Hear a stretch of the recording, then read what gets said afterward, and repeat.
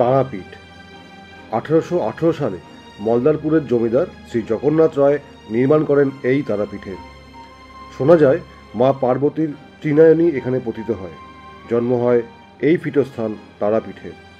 তারাপীঠ ও বোলপুর ভ্রমণের প্রথম পর্বে আজ আপনাদের জন্য রইল তারাপীঠ ভ্রমণের যাবতীয় তথ্য। সঙ্গে থাকুন।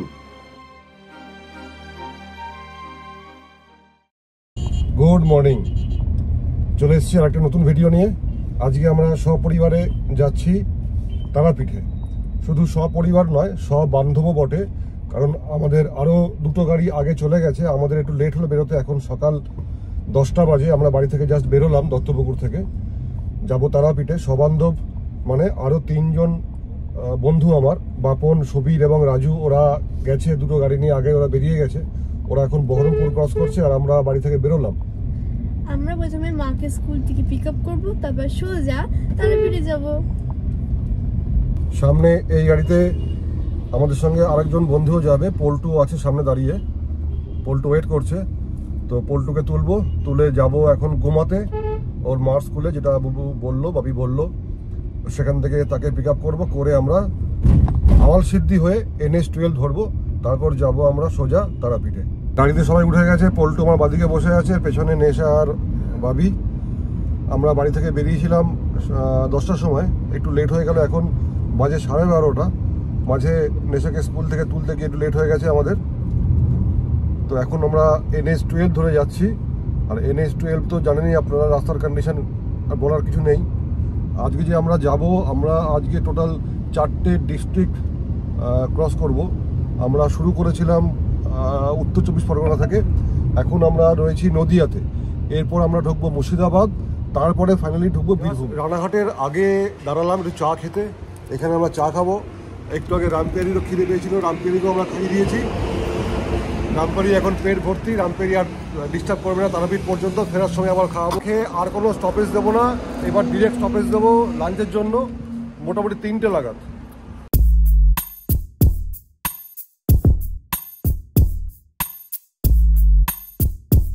দাঁড়ালাম লাঞ্চ করতে। বহরমপুর এখান থেকে আর 60 কিলোমিটার বাকি।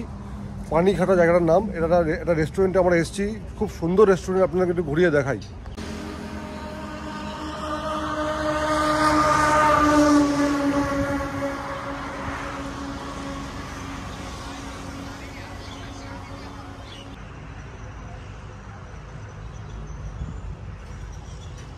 এই কটেজগুলো করা আছে, এই কটেজে বসা যাবে, প্লাস ওখানে এসি সিটিং অ্যারেঞ্জমেন্টও আছে।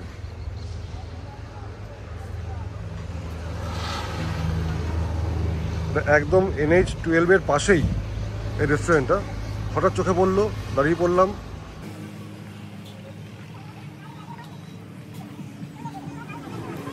আর এর পাশে যে দেখুন, এই যে রামপেরি দাঁড়িয়ে আছে, রামপেরিকে আমরা রেখেছি।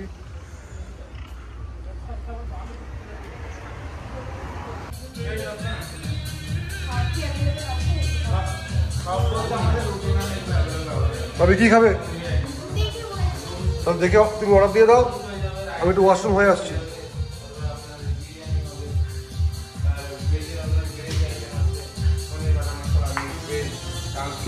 কি খাবে এখন? একটু খাচ্ছি mixed fried rice, chilli chicken, আর এর সঙ্গে এটা অ্যাকচুয়ালি কম্বো, এর সঙ্গে কোল্ড ড্রিঙ্কসও আছে, সেটা আসছে। আর এর খাবার এখনও আসেনি ওদের। এই দুজন খাবে হচ্ছে, কি খাবে তোমরা? Noodles, veg noodles. আজকে শনিবার বলে ভেজ খাবে, তো ভেজ নুডলস এই জন্য।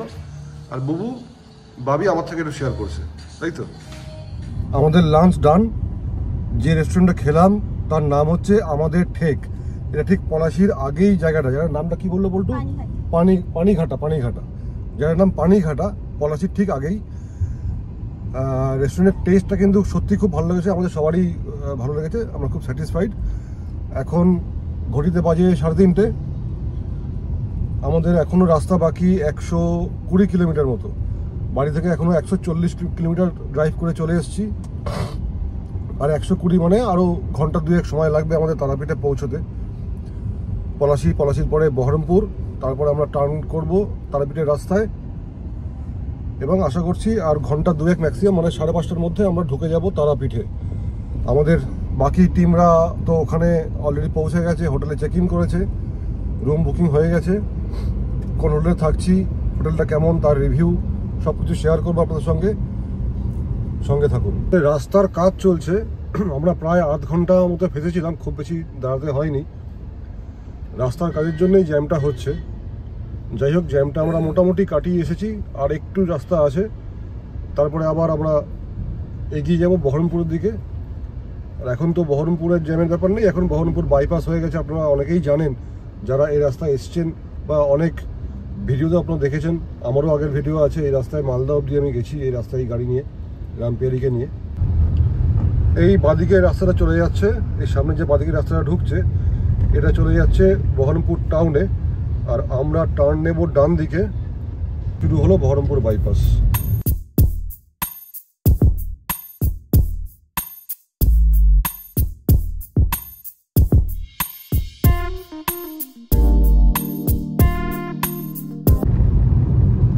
এই নিয়ে এটা আমাদের 3 নম্বর টোল পড়লো।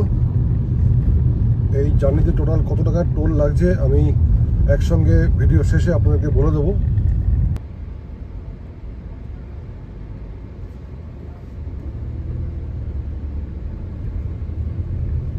মোরগ্রাম থেকে লেফট টার্ন নিয়ে ঢুকে গেছি তারাপীঠের রাস্তায় বা রামপুরহাটের রাস্তায়। এই রাস্তাটাও ভালো, NH-12 যেমন ভালো এই রাস্তাটাও ভালো, তবে এখানে যেহেতু 4 লেন রাস্তা নয় তাই একটু স্লো মুভিং। NH-14 ছেড়ে তারাপীঠের রাস্তায় ঢুকে গেছি, এখান থেকে আর তারাপীঠ 5 কিলোমিটার মতো। অন্ধকার নেমে এসছে, সন্ধে হয়ে গেছে, ঘড়িতে এখন 6:15 বাজে, অনেকটাই লেট হয়ে গেল আমাদের ঢুকতে। অবশেষে এসে পৌঁছলাম তারাপীঠে, ঘড়িতে এখন 6:30 বাজে। আমরা চেক ইন করেছি এই হোটেল মা তারা রেসিডেন্সি, এখানেই আমরা রুম বুক করেছি। যেহেতু এখন সন্ধ্যা হয়ে গেছে, এখন আর রুম ট্যুরটা করাচ্ছি না, আমরা একটি বড় ডরমিটরি নিয়ে নিয়েছি, সেটা আমি কালকে সকালেই আপনাদেরকে রুম ট্যুরটা করাবো। সবাই রেডি হচ্ছে মন্দিরে যাওয়ার জন্য, তো আমরাও জাস্ট ঢুকলাম, ফটাফট রেডি হতে হবে, রেডি হয়ে মন্দিরে যাব। চলুন, তখন আবার কথা হচ্ছে। মায়ের টানে তারাপীঠে লক্ষ লক্ষ ভক্তের সমাগম লেগে থাকে প্রায় সারা বছর। তাই 500 টাকার বিনিময়ে ভিআইপি লাইন ছাড়া ঘন্টার পর ঘন্টা লাইনে দাঁড়িয়ে পুজো দেওয়া প্রায় অসম্ভব হয়ে পড়ে। তাই আমাদের মোট 12 জনের টিমও সেই পথেই পা বাড়ালো। তারাপীঠ হিন্দু ধর্মের শক্তি আরাধনায় জায়গা করে নিয়েছে ঋষি বশিষ্ঠের জন্য। ঋষি বশিষ্ঠদেব ভারতের বিভিন্ন সাধন পীঠে সাধনায় ব্যর্থ হয়ে চলে আসেন বীরভূমের দ্বারকা নদের তীরে, আর শুরু করেন ধ্যান সাধনা মা আদিশক্তির আদি রূপের দর্শন পাওয়ার জন্য। সন্তুষ্ট হয়ে তারা মা বশিষ্ঠদেবকে তার আদি রূপে দেখা দেন এবং শিলামূর্তিতে পর্যবসিত হন। এই শিলামূর্তি বর্তমান মন্দিরে পূজিত হচ্ছে। জয় তারা, জয় জয় তারা, জয় মা তারা। পুজো দিয়ে জাস্ট ফিরলাম হোটেলে, এখন বাজে রাত 9:30। তো এবারে ডিনারের ব্যবস্থা করতে হবে। তো পুজো দেওয়ার আগে আমরা এখানে এই মার্কেট থেকে মাংস কিনে দিয়ে এসেছি, খাসির মাংস, মাটন কিনে আমরা দিয়ে এসেছি রান্না করতে, আর ভাত সেখান থেকে ওরা করে দেবে, সেটাকে নিয়ে এসে এবার হোটেলে খাওয়া দাওয়া হবে। Good morning from Tarapith. গতকালকে যখন আমরা এসে পৌঁছেছিলাম তখন সন্ধ্যা হয়ে গেছিলো বলে এই হোটেলের রুম টুকটা আমি বানাতে পারিনি। চলুন আপনাকে রুমটা দেখিয়ে দিই। আমরা আছি হোটেল মা তারা রেসিডেন্সিতে। এই ঢুকেই রিসেপশন,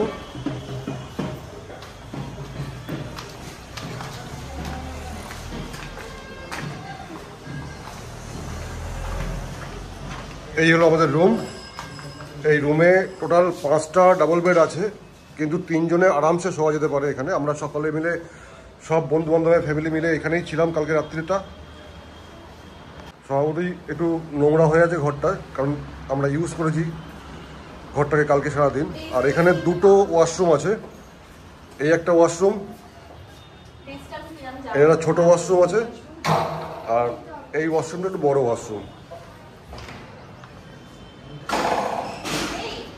আর এইটা হচ্ছে একটা চেঞ্জিং রুম, একটা ছোট্ট রুম, চেঞ্জিং রুম।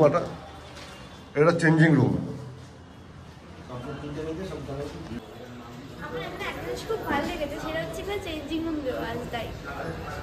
আর দীর্ঘায়িত না করে প্রথম পর্বের ভিডিওটি এখানেই শেষ করলাম। পরের পর্বে আপনাদের জন্য থাকবে সোনাঝুরির গল্প। ভিডিওটি ভালো লাগলে লাইক, শেয়ার ও সাবস্ক্রাইবের অনুরোধ রইল। দেখা হবে পরের পর্বে সোনাঝুরিতে। Till then, stay tune.